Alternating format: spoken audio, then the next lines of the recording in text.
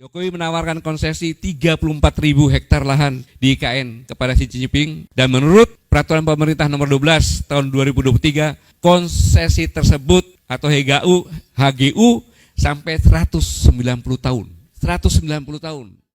Sebagai putra terbaik bangsa yang pernah menduduki jabatan prestisius sebagai orang nomor 1 di jajaran TNI, seharusnya Jenderal Gatot bisa memberikan keteladanan kepada prajurit TNI bagaimana harus bersikap dan bertindak setelah ia memasuki masa purna tugas.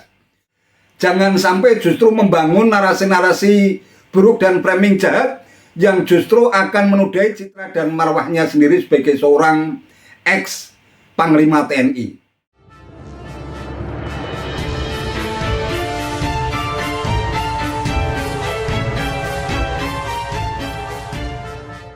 Assalamualaikum warahmatullahi wabarakatuh. Salam sejahtera untuk kita semua, salam budaya. Sahabat-sahabat cerita sebangsa dan setanah air yang sangat saya hormati, ex-Panglima TNI yang satu ini, Jenderal TNI Purnawirawan Gatot Nurmantio, kembali meradang dan teriak-teriak soal korupsi dan hubungan khusus antara Jokowi dan Presiden Cina Xi Jinping.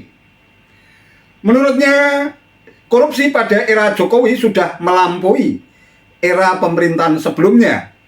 Dugaan korupsi tanpa bukti yang digembar-gemborkan oleh Jenderal Gatot tidak jauh berbeda dengan framing jahat yang selama ini digelontorkan oleh barisan sakit hati, sebagaimana yang diteriakkan Amin Rais dan Rizal Ramli. Tidak hanya itu, Jenderal Gatot juga mengungkit soal hubungan khusus Jokowi dengan Presiden Cina Xi Jinping terkait dengan konsesi khusus tentang proyek Ibu Kota Nusantara atau IKN yang dia sebut sebagai bentuk pengkhianatan terhadap negara, termasuk upaya mengajarkan bahasa Cina atau bahasa Mandarin di Indonesia dan pendirian rumah sakit di negeri ini. Korupsi di era Jokowi telah jauh melampaui korupsi di era-era sebelumnya. Berapa kasus besar? Contohnya kasus PT Asabri 23,74 triliun, Jiwasraya 13,7, EKTP 2,3, TPP 37,8, Bansos Covid 1,2, kasus BTS 8 triliun, total kerugian negara 93,32 triliun. Ini fenomena gunung es yang ketangkep saja, yang belum ketangkep pasti akan lebih. Dan ini secara tidak langsung Undang-Undang Omnibus Law sama korupsi yang besar ini adalah merampas hak-hak generasi muda ke depan. Karena APBN ini adalah untuk pembiayaan pembangunan yang disiapkan untuk generasi yang akan datang. Demikian juga tentang masalah sumber daya alam yang kita miliki. Sudah dihabiskan. Jadi generasi yang akan datang tinggal gigi jari. Belum marah ya? Oke, enggak apa-apa. Selanjutnya, dalam tanda kutip pengkhianatan di IKN. Ini yang membuat lebih marah lagi. Bayangkan, di China, Jokowi menawarkan konsesi 34.000 hektar lahan di IKN kepada Xi Jinping, dan menurut Peraturan Pemerintah Nomor 12 Tahun 2023, konsesi tersebut atau HGU sampai 190 tahun. 190 tahun. Belanda coba 75 tahun HGU-nya, kolonialisme. Serta HGB, hak guna bangunan, dan 160 tahun bagi investor di ibu kota negara. Bayangkan itu. Sedangkan kita di sini cuma 30 tahun sertifikat. Iya kan? Bayang. Dan Presiden Jokowi juga minta Cina menyusun detail desain IKN. Untuk apa kita punya arsitek, ya, insinyur, universitas yang ada di kita semuanya? Kenapa nggak disediakan? Dan Xi Jinping dengan Jokowi menandatangani 8 kesepakatan. Ada 4 kesepakatan yang sangat berbahaya. Pertama, Cina akan menjadi driver utama penyelesaian IKN. Kedua, kewajiban Indonesia untuk mengajarkan bahasa Cina di sekolah-sekolah. Saya ingatkan bahwa kita ada hubungan diplomasi. Sejarah Singapura, ketika Singapura memutuskan untuk menjadi negara industri, karena dia nggak punya apa di sana, maka Singapura secara diam-diam menawarkan untuk tenaga insinyur dari Cina masuk ke Singapura, karena tidak punya hubungan diplomasi. Akhirnya masuk ke sana. Kemudian diadakan bahasa Cina sebagai bahasa nomor 2, bahasa Singapura. Jadilah sekarang seperti ini, bahasa induknya tergiris, bahasa Cina yang jadi. Kita punya hubungan diplomasi, jadi akan lebih cepat seperti Singapura kalau kita tidak marah dan diam-diam saja. Selanjutnya selain kewajiban untuk mengajarkan bahasa Cina di sekolah-sekolah, membuat 30 rumah sakit Cina di kota-kota besar. 30 rumah sakit di kota-kota besar. Bayangkan nih, apa yang terjadi. Keempat, yang lebih mengerikan lagi adalah pusat penelitian dan pengembangan bersama antara Indonesia dan China. Kalau namanya sudah pusat penelitian, itu adalah rahasia negara. Kita buka semuanya. Nah, seorang intelektual yang mengetahui ini pasti marah.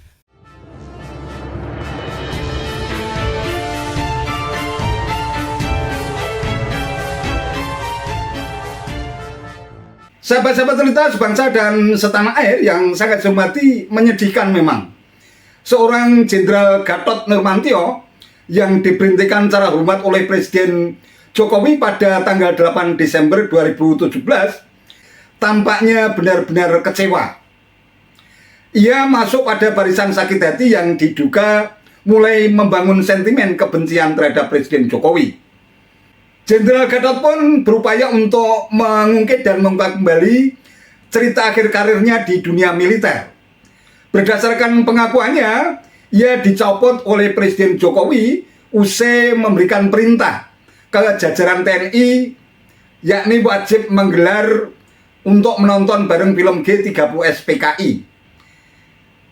Ia mengaku tidak menggubris atas peringatan dan teguran dari Presiden Jokowi. Jenderal Gatot meyakini ada tanda-tanda kebangkitan PKI di negeri ini.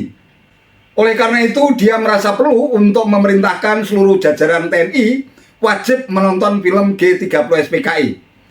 Namun, menurut penuturan Jenderal Gatot, akhir perintah itu Gatot menyebut langsung diberhentikan dari jabatannya sebagai Panglima TNI. Lebih lanjut, dia juga menyatakan kebangkitan PKI itu ditandai dengan penetapan hari kelahiran Pancasila, yaitu pada tanggal 1 Juni. Nah, terkait dengan tudingan Jenderal Gatot tersebut, tenaga ahli utama Kantor Staf Kepresidenan Doni Gahral menepis pengakuan Jenderal Gatot.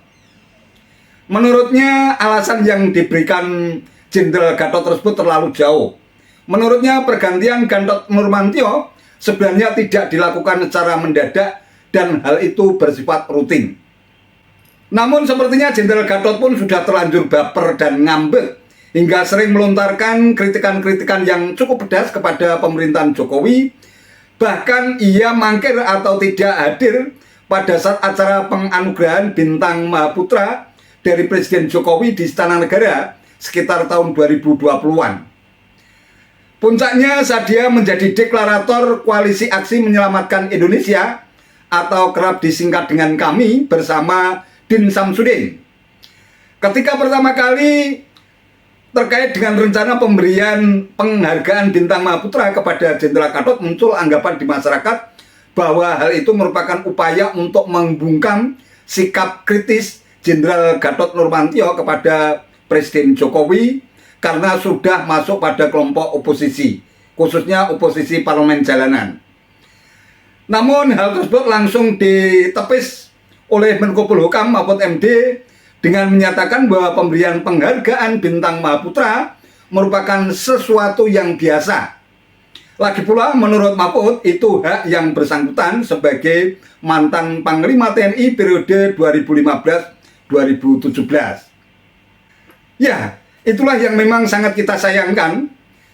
Sebagai putra terbaik bangsa yang pernah menduduki jabatan prestisius sebagai orang nomor 1 di jajaran TNI, seharusnya Jenderal Gatot bisa memberikan keteladanan kepada prajurit TNI bagaimana harus bersikap dan bertindak setelah ia memasuki masa purna tugas.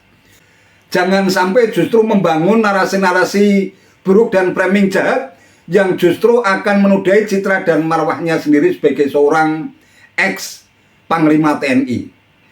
Kalau memang Jenderal Gatot memiliki bukti yang kuat dan akurat, bukti yang valid dan dapat dipertanggungjawabkan kebenarannya, isu korupsi sebenarnya bisa dijadikan sebagai upaya untuk memakzulkan Presiden Jokowi sesuai dengan prosedur yang telah ditetapkan. Ada beberapa syarat sebagaimana yang pernah saya sampaikan bahwa seorang presiden bisa dimakzulkan apabila memenuhi unsur yang pertama, melakukan pengkhianatan terhadap negara. Kalau tadi Jenderal Gatot bilang bahwa Jokowi telah melakukan pengkhianatan terhadap negara dengan memberikan konsesi kepada Cina terkait dengan proyek IKN, Kenapa hal itu tidak dilaporkan kepada pihak yang terkait? Lewat DPR, kemudian juga lewat MK, kemudian lewat MPR. Sehingga hal itu bisa dijadikan sebagai celah untuk memakzulkan Presiden Jokowi kalau memang buktinya itu ada. Kemudian juga melakukan korupsi. Tuduhan tanpa bukti yang terkait dengan korupsi, kalau memang disertai dengan data bukti yang akurat, ini juga bisa menjadi jalan untuk memakzulkan Presiden Jokowi. Kemudian juga melakukan penyuapan, melakukan tindak pidana berat lainnya, atau melakukan perbuatan tercela, atau dan strip atau pendapat bahwa Presiden tidak lagi memenuhi syarat sebagai seorang Presiden. Seharusnya Jenderal Gatot memberikan contoh kalau memang memiliki bukti yang kuat dan akurat, dapat dipertanggungjawabkan kebenarannya, laporkan itu kepada DPR biar diuji oleh Mahkamah Konstitusi betul dan tidaknya data-data yang diberikan terkait dengan tuduhan korupsi itu. Kalau hanya gembar-gembor di ruang publik, kemudian dibangun narasi jahat, memberikan framing yang super jahat kepada Presiden Jokowi seolah-olah sudah sedemikian masif dalam melakukan korupsi, ini sama saja bullshit belaka. Hanya omong kosong yang hanya digunakan sebagai alat untuk mengagitasi, alat untuk memprovokasi, alat untuk melakukan propaganda politik bahwa Presiden Jokowi memang sudah saatnya untuk dimakzulkan. Ini hanya merupakan upaya sekadar untuk membangkitkan sentimen kebencian kepada seluruh rakyat di negeri ini. Namun toh dari berbagai pengalaman politik dan berdemokrasi selama ini di negeri ini, rakyat tampaknya tidak gampang lagi terhasut dan terprovokasi oleh berbagai isu-isu liar yang dikembangkan hanya berdasarkan berita-berita hoax atau berita bohong, kemudian dibangun seolah-olah kebohongan itu menjadi sebuah kenyataan atau fakta. Memang ada yang bilang bahwa kebohongan atau hoax yang terus diulang-ulang akhirnya bisa berubah menjadi seolah-olah menjadi kenyataan atau fakta. Upaya semacam itulah yang sebenarnya sangat tidak gentle, sangat tidak kesatria. Kalau memang Pak Gatot Nurmantio memiliki bahan, memiliki bukti, memiliki data yang akurat, kenapa hanya berteriak-teriak di ruang media, di ruang-ruang publik?